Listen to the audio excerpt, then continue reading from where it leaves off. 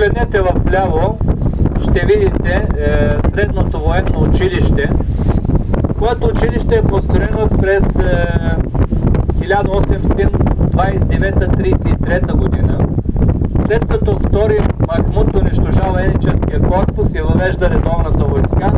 Това е едно офицерско училище, което подготвило офицерите за османската армия. Те са средно военно училище, но всички висши чинове са випускници на това училище в днешната турска армия.